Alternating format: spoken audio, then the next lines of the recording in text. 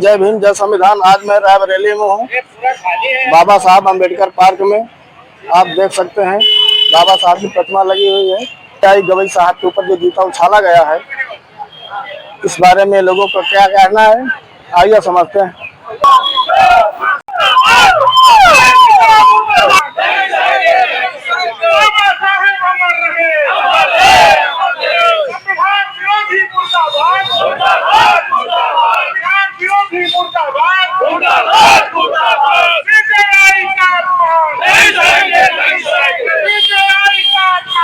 महिला थाना होते हुए विकास भवन के पास से ये जनाक्रोश रैली गुजर रही है।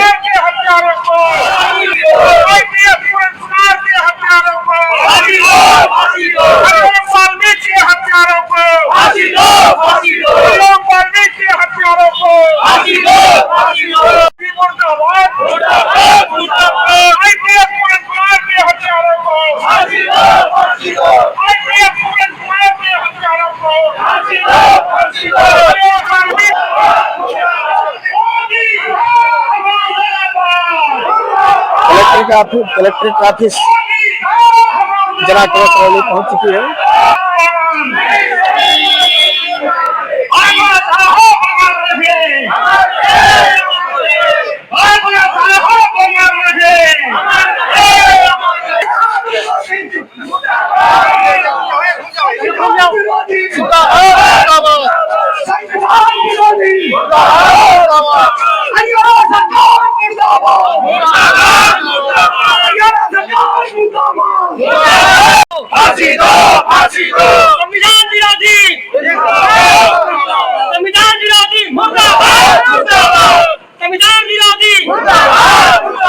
सीजेआई का अपमान नहीं सहेंगे, सर्वोच्च न्यायालय का अपमान नहीं सहेंगे, सर्वोच्च न्यायालय का अपमान नहीं सहेंगे, भारतीय संविधान का अपमान नहीं सहेंगे, संविधान का अपमान नहीं सहेंगे,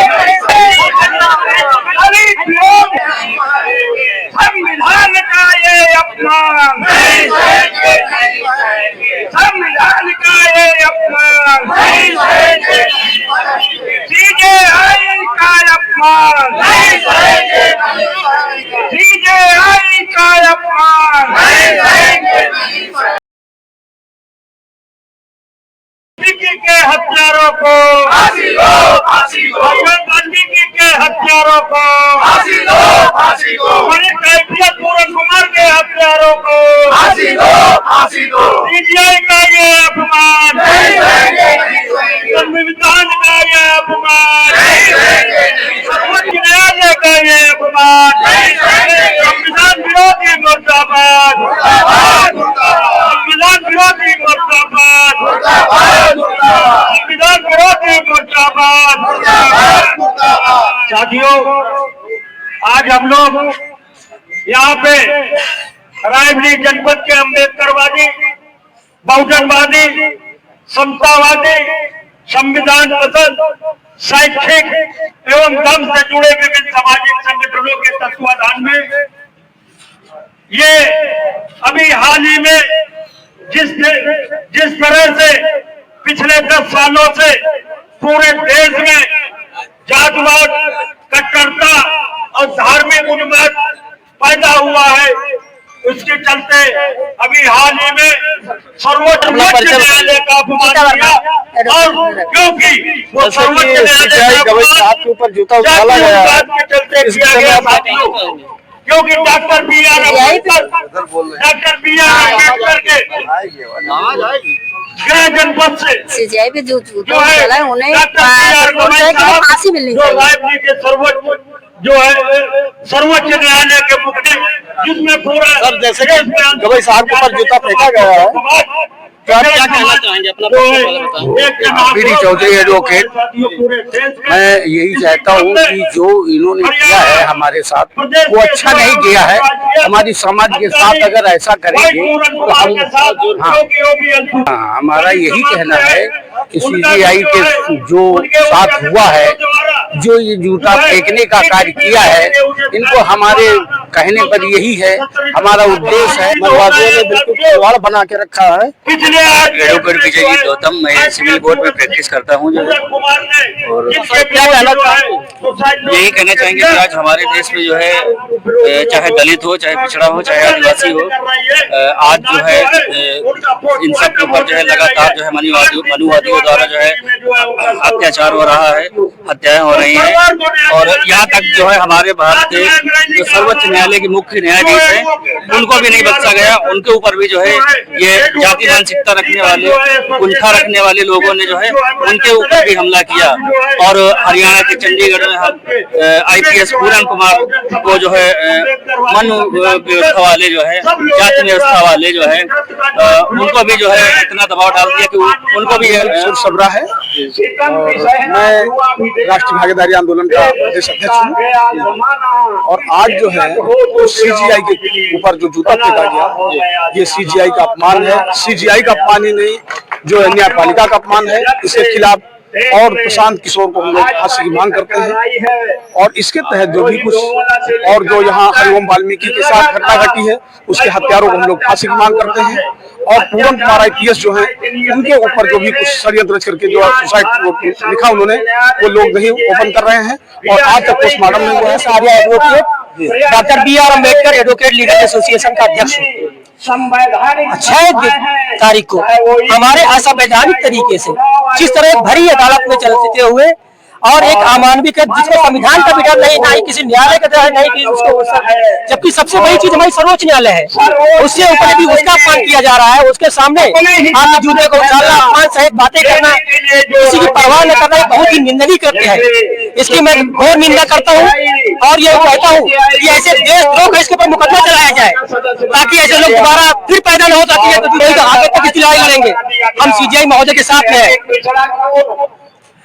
और इसके अलावा हरिओम वाल्मीकि हमारे रायबरेली का, जिसको एक ठेठ मानसिकता के लेते हुए उसकी हत्या पीट कर गवर्नर द्वारा कर दी गई है, जो दिखा रहे हैं कि देश में कानून नहीं जंगल राज बना हुआ है, जिसको जो चाहे जहाँ पीटे, जो चाहे जिसकी हत्या कर दे, लेकिन उनके लिए सिर्फ भेड़ नकली हो गए हैं।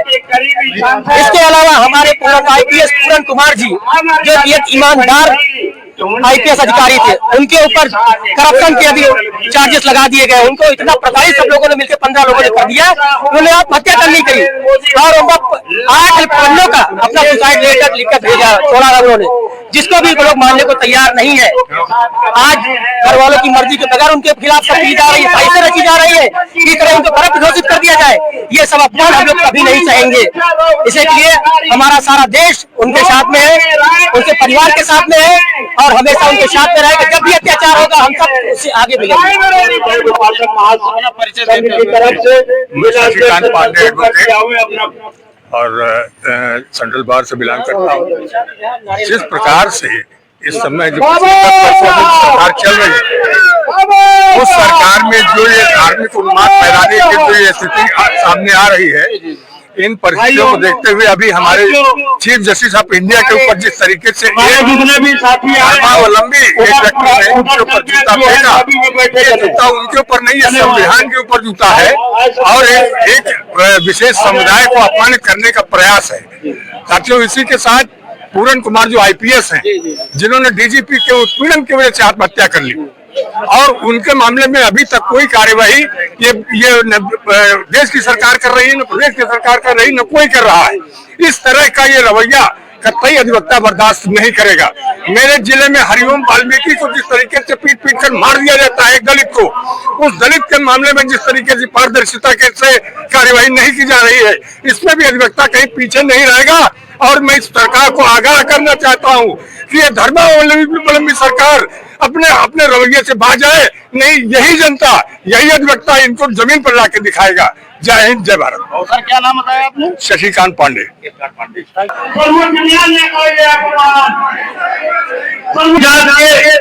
दलित समाज के, हरियाणा प्रदेश के हमारे वरिष्ठ IPS वाई पूरन कुमार को उनके